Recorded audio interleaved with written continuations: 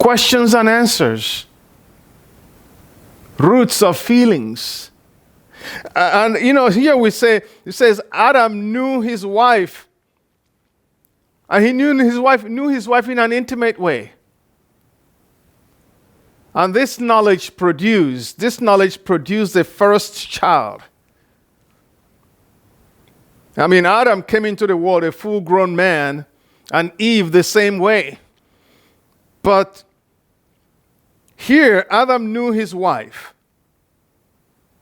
And they produced the first child, and this ushered in humanity's first, experience of motherhood. The first child is born. And this chapter that we just read in Genesis chapter 4 summarizes the joys and also the sadness of motherhood. Because obviously, yes, it's good to celebrate motherhood, but we got to remember that it's not all fun and game all the time. Motherhood has a lot of joys, but it also has a lot of pain. And the first mother of all here had the joy of motherhood. And at the same time, she also celebrated, in the very same chapter, she celebrated the pain, the sadness of motherhood. She's all excited. Eve is all excited that she got a son coming into the world. And of course, we see that she also goes through, as we go in the course of the story, she also experiences the death of her second son, the joys and the pains of motherhood. Today, we celebrate mothers, we celebrate motherhood, because we are all products. We are all products of mothers and motherhood. We gave joys. And trust me, we also give a lot of pain to mothers. And even those of you who are mothers today, I know you did. But that's how motherhood goes. It all goes back to the scriptures, what the Bible told us last week in the book of Genesis chapter 3. We gave joys, we gave pains to our mothers. But the good thing is that they all hung in there with us, with a lot of patience. With a lot of patience. Things didn't always go the way they intended them to go. But they hung in there with us. So they make their first baby. And Eve is all happy that she got a child. But there's one thing she says here. She recognized from the get-go that this child was a gift from the Lord. She had obtained a gift from the Lord. In fact, the name Cain meant received or got or obtained. Eve acknowledges here that this child is a gift from the Lord to her. I mean, it's interesting that though they had sinned against God, though God had driven them away from the Garden of Eden, God was still being gracious to them. And they had not lost sight of the fact of God's grace to them. And that's why she acknowledges here that God is gracious to me. He has given to me a son. Their disobedience did not banish the grace of God towards them. They were still receiving the grace of God. Adam knew his wife Eve, and she conceived and bore Cain, saying, I have gotten a man with the help of the Lord. And what is she telling us here is recognizes that childbearing is a part of God's design. It's God's gift. Motherhood was a part of God's original design for the world. As he had directed Adam and Eve to go increase and multiply. And the only way they were going to increase and multiply was to bear children. So it is a gift of God. God built this system of childbearing into the human system. He built it into the human body. And so people, even animals, have this blessing to bring life into the world. And it's such a gift that even the ungodly are able to do it. They can bring children into the world.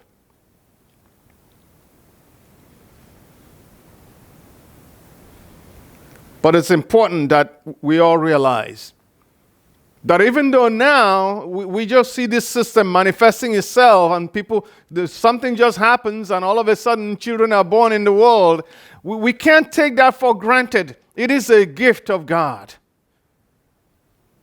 Eve realized here. We cannot take this self-replicating system, we cannot take that for granted. Whatever we accomplish,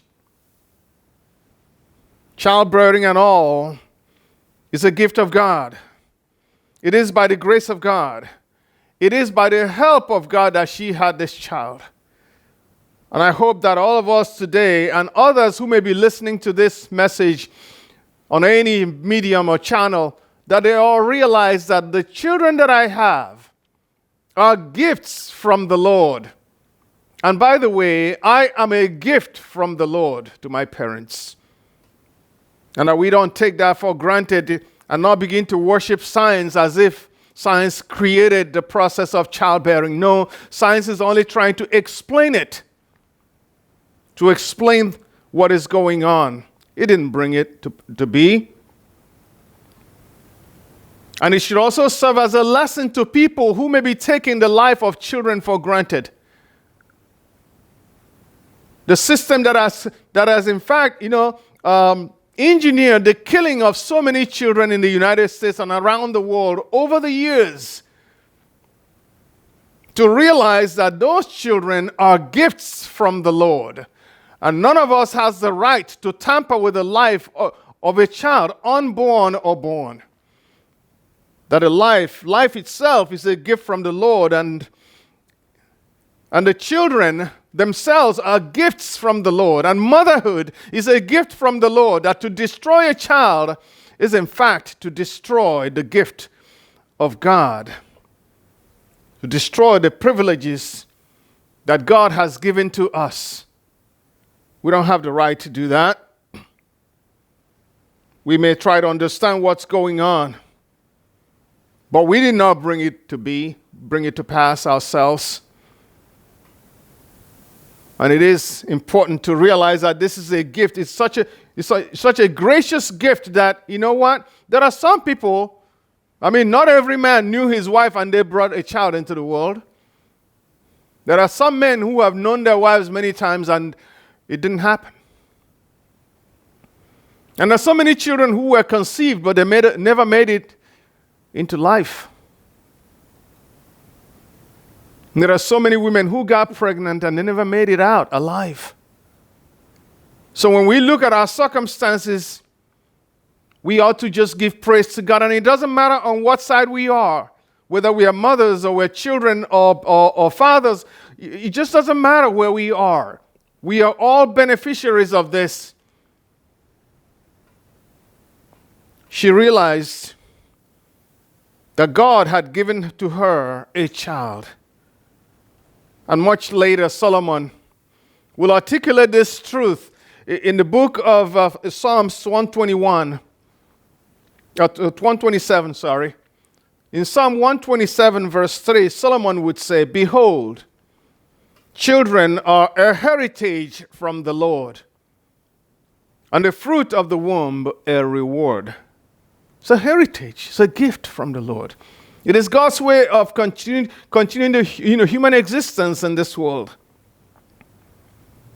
And you say that to people like Hannah, she would understand that. She would understand what it means that children are a gift from the Lord, that children are a heritage from the Lord, and the fruit of the womb a reward. She would understand that, because for her, it didn't just happen. She prayed and prayed and prayed and took insults and embarrassment. She took all of that from other women before she had her son Samuel. So she would understand that. And I know that a lot of women, even here today, will understand this. And it's not just the having of the baby that is the issue. It is also the process of raising that child up. I think about my mother on a day like this. She's thousands and thousands of miles away from here, but I remember being a child and just witnessing my mom's own patience, witnessing what she could go without in order that things may be well for her own children. I remember that. And today, I want to just say happy Mother's Day to my mama. And as I know you guys are saying, happy Mother's Day to your mamas too.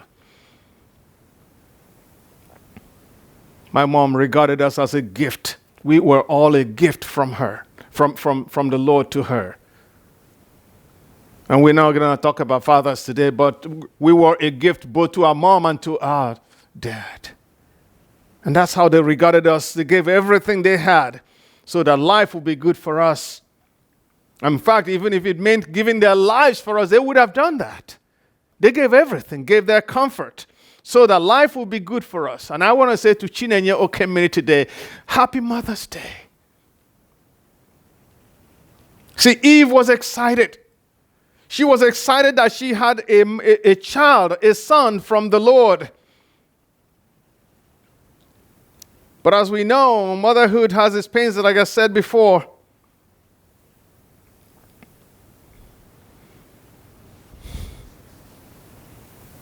She had another child too, Abel. And much later she would have Seth and other children. Whether we have just one child or more than one, childbearing, child rearing comes with its challenges, individual challenges and relational challenges. If you have one, it's a problem. If you have two, it's a problem too. It's a joy, but it's also a challenge. Because we do know that children, because we know that they are a gift from the Lord, when we do have those challenges, we got to remember to go back to the Lord who gave them to us in the first place. And by the way, even if you don't happen to have kids of your own, you're a kid. You are someone's child. You're a gift too to your parents, and a gift to the world, and a gift to the kingdom of God, to the household of God, to the society. If things don't go well, let's go back to the master. Go back to the creator's, the manufacturer's manual. Like all mothers, I say this to my kids at all times, there is no mother out there, when they had their child, they say, Ben, this child here is going to be a gang banger. He's going to be this. No. No, this one's going to be a thief. No, they never had such. No. Parents had great hopes, great aspirations, great promises for their children. Eve had the same. Great hopes for her son. She probably was looking forward to this experience. This experience of having a child. Didn't quite know whether she was going to have a child, a male child or a female child. She was just looking forward to this because you know what? There was a promise. There was a promise made to her. And so she was looking forward to the coming of the seed of the woman. So perhaps when she had Cain, she was thinking, thank you, Lord. That seed of the woman has arrived that will crush the head of the serpent and deliver me from the curse. Perhaps that's what she was thinking at the time. Promise that was made in Genesis 3:15. Perhaps she had great hopes. But we don't know how long it took, but she would be grossly disappointed at the things that happened later on. Last week we looked at the introduction of sin into the world. We saw that. We saw how sin was introduced into the world and how humanity, failed to answer the questions that God asked. The first four questions that God asked us, people could not answer. Our first parents could not answer those questions. They had sinned against God and they could not stand in the presence of God confident anymore. And that sin, that disobedience was coming from this desire to just have what God hadn't given to them. It's a desire. And because of that, they introduced this rift not only between God and people, not only the crisis of identity inside the individual himself, but they also introduced this rift, this crisis between people and people. One man and another. The self-doubt came, yes. The identity crisis came, yes. But it also brought about this mutual suspicion, this competition that's going on in the lives of people, this self-preservation and self-justification at the risk, at the expense of everyone else. They all came into the world as a result of that sin. And today we are now looking at another set of questions that tell us that, they tell us about the power of our feelings. That our feelings are rooted in our thoughts. Whatever we are thinking will condition our feelings. And those feelings themselves become the basis of our actions, our behaviors. And the point here is that we must address those feelings at their roots. We must address them to find out why they are there in the first place. Why am I feeling the way I am feeling right now? And go a step further from that and manage those feelings so that they don't lead us to do things that we didn't intend to do things that we would regret, do things that will bring about unintended and disastrous consequences. We've got to master our feelings because we know that the consequences of sin, the results of sin usually outweigh and outlast the pleasure of sin. And so here, we come to the first question. That will be the fifth question that God asks humanity. Why are you angry? It's a feeling. Anger, bitterness, resentment. Are you angry because you're falling short of your expectations? You're angry at yourself? Are you angry because you were rejected or because someone did better than you? I mean, each one of us has something to bring to the Lord. Something good and acceptable. But we got to come with the right attitude. Each one comes on his own. We bring something to the Lord on our own. No comparing. God didn't compare. And I do know that once we are more than one, it's inevitable that we're going to compare notes. But it's good for us to realize that we stand alone before God. And we are accountable to Him individually. And each one is accepted or rewarded according to the quality of their service to God. Not according to the relative quality comparing to someone else. We're not rewarded on the basis of being better or worse than another person. No. Cain did something bad. He brought a gift to the Lord just as, and then his little brother, I mean, it's clear Cain did it. He's the older brother, and little brother says, oh, wow, older brother is doing it. It might be a good thing. And he went and presented his own gifts too to the Lord. But Cain's gift is a different gift, and Abel's gift is a different gift. They both gave gifts to the Lord. And we know, as we're going to see here, that the Lord accepted Abel's gift, but did not accept Cain and his gift. And so, Cain is not happy about that. He's angry. He's crestfallen.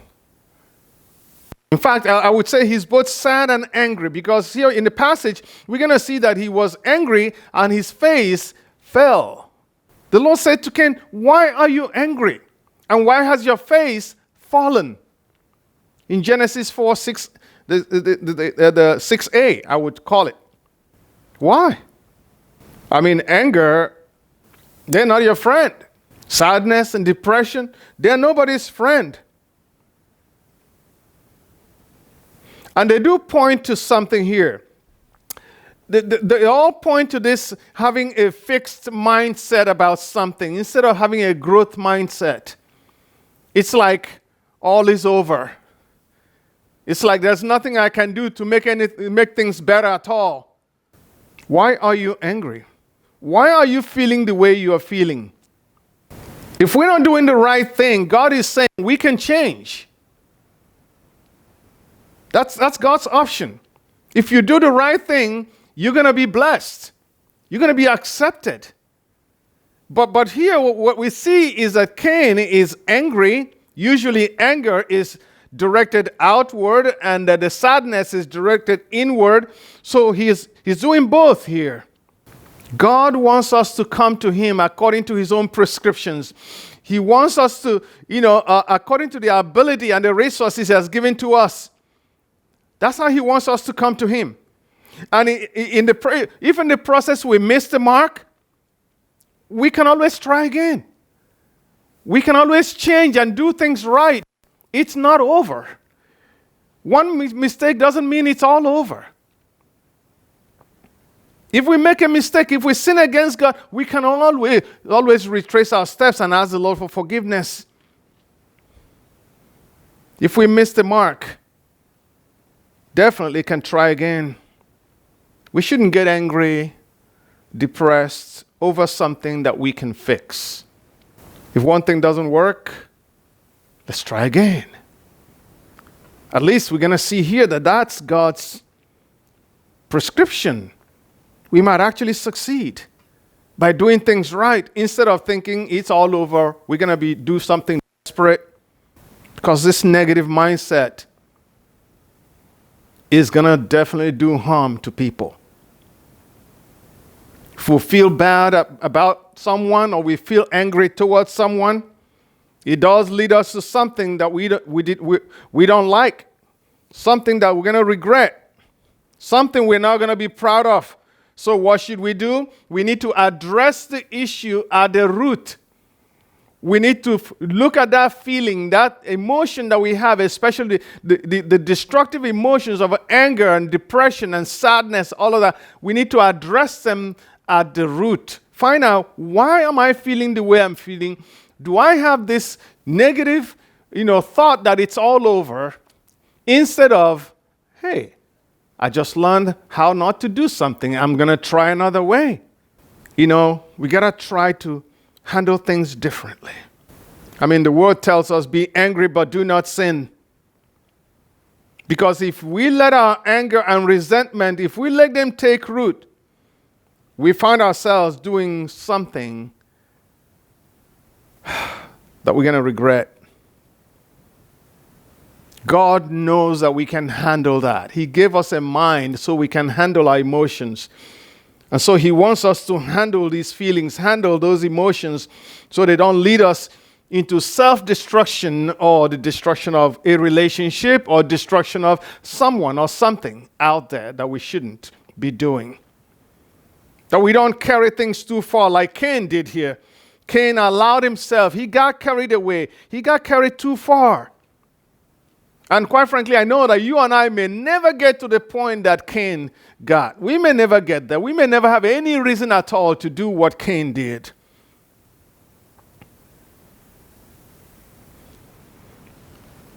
But in Christ's economy, there are so many things that would qualify. Sin is sin. In fact, it's saying anything bad about your brother, Jesus said. If you say something bad about your brother, you basically committed murder. Like Cain did here. A negative word, a negative attitude toward your brother or your sister toward your mother, toward your siblings, toward anyone out there, anyone you know. It's comparable to the sin of Cain. And if you and I don't address them, they might lead us to a very bad choice. I mean, these two guys, they had their vocations. One raised animals, the other one raised crops. There's no indication that God was mad at Cain for bringing crops, or approved of Abel for bringing animals or animal fats and stuff. There's no indication that that's the case. You know, being a livestock farmer is as good as being a vegetable farmer. Each one of them brought what they had.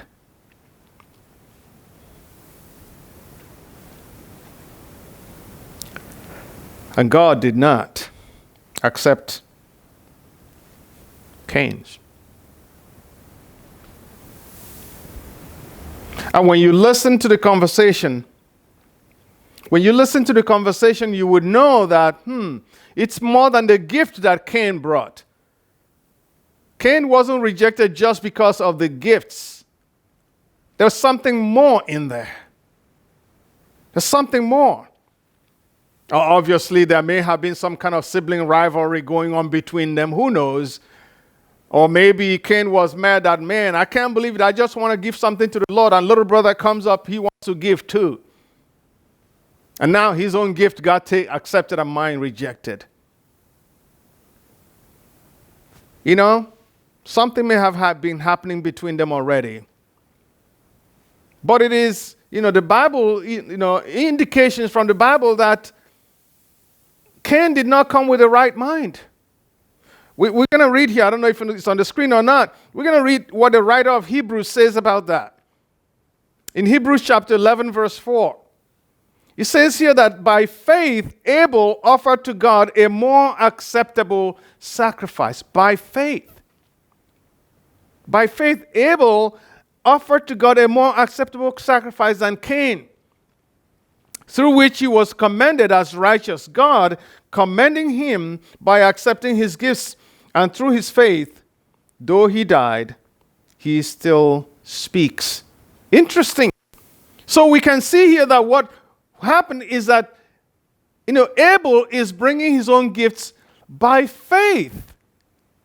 It's not based on what I can accomplish, basically, is saying. It's not based on, my animals are really fat, they're really good, and all of that. Look what great thing I've done. No, it says, look, I'm going to bring my gifts to God by faith. I'm believing that God will accept my humble sacrifice. He offered a sacrifice by faith. And the implication there is that Cain came, look how great I am. Look at that. Look at my cross. Man, they're so good. Perhaps that's what it's referring to there. Yeah, they all brought gifts to the Lord, but one gift was like those gifts we talked about in the past, like, silver and gold and precious stones, and one was wood, hay, and straw. And God can see through all of that, and he accepted the good one. It wasn't like it's all final, though. Cain, you can do things better. You probably can change. You can use, you probably can use a change of attitude. And we also know here that Cain's, in the passage we read, it says that Abel's gifts, God counted him as righteous based on his gifts. And we also know from another passage that his gifts were actually righteous gifts. Another writer says this clearly. In the book of 1 John 3, verse 12, it says, we should not be like Cain, who was of the evil one. So something was going wrong in Cain's mind already. There was evil in his mind while he brought the gift to God. The gift is not the thing. The mind with which we bring the gift is what counts the most. We shouldn't be like Cain, who was of the evil one and murdered his brother. And why did he murder him? Because his own deeds were evil and his brothers righteous. That's why he did it.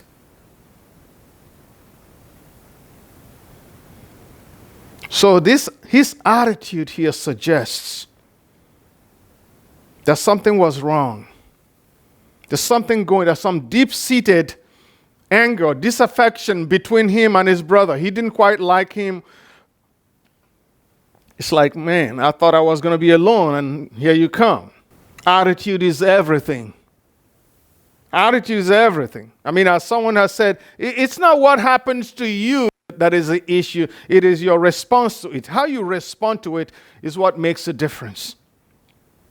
I mean, someone also says that life is more about attitude than about the behavior itself. They even put a percentage to it. I can't, it says about life is about 90% attitude and 10% what happened or what you did. We don't know how much, negative attitude was at play before this presentation to the Lord, but we do know that afterward, the aftermath of God's decision here, choice, tells us, brings to surface the massive iceberg beneath the water. The gift was just the tip of the iceberg. But the big mass below, the anger, the competition, the resentment was there. Cain was sad. He was angry because the Lord had rejected him. And the Lord says, if you don't do well, Cain, be careful, because sin is crouching at the door. And the desire of sin is to master you. That's the desire of sin. It's to master you. It's contrary to what you desire. So you better be careful, Cain. You must rule over it. Cain, if you do well, will you not be accepted? That's question number 2. If you do well, will you not be accepted? There is an objective standard here, Cain, and to all of us. I'm not judging you because your brother offered a better gift or you offered a worse gift. No, I'm judging you by my own standard. And this standard is there. Anyone has access to it. I mean, everyone can know it and live according to it. So maybe your gift, that's probably the gift, but we do know now it's more of the attitude. So the problem wasn't with Abel at all. The problem was with Cain.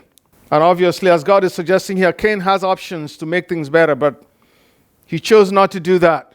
He has a personal responsibility to make a better choice, but he chose not to do that. Instead of looking at himself as the one who's responsible, he chose to be angry towards someone outside of him. Chose to be angry toward God and toward his brother. Because he couldn't get at God directly, he got at his brother. He's going to take it out on his brother. Because he thought his brother was standing in the way. And quite frankly, even if Abel wasn't in the picture, I mean, I know it's hard not to compare, but even if Abel wasn't in the picture, Cain, your gift were not acceptable because of the quality or the attitude with which you brought them. And what is the lesson that we all get from this? Let's not blame other people for what we have or what we don't have or for the things that happen to us. We got to fix our own problems. We got to take care of our problems. It wasn't Abel that caused God not to accept Cain at all. It wasn't that. And if that wasn't the case, why is he taking out on his brother? Why is he misdirecting this emotion, this anger? Why is he directing it to his brother? And not thinking about the consequences of that. Well, why is he doing that? This is that competitive spirit that thinks, I got to win at all costs, and it doesn't matter who loses. It is a negative competitive spirit that says, look, I'm going to win, even if it means taking you down. In fact, your failure becomes my success. And it happens in our world today, doesn't it? Your success is my failure, and your failure is my success. Therefore, I'm going to ensure that you fail. I'll do whatever it takes to succeed, even if it means making you fail, even if it makes making you lose your most prized possession, is the attitude that Cain came with here. So, question for you, for me: what have you been doing? Or what did you do? What have you done that may be causing you not to win the acceptance in general, the approval, or the recognition that you expect? What? Is there something you can fix? You can definitely fix it. Instead of taking it out on someone or thinking that someone is out to get you, how's it in for you?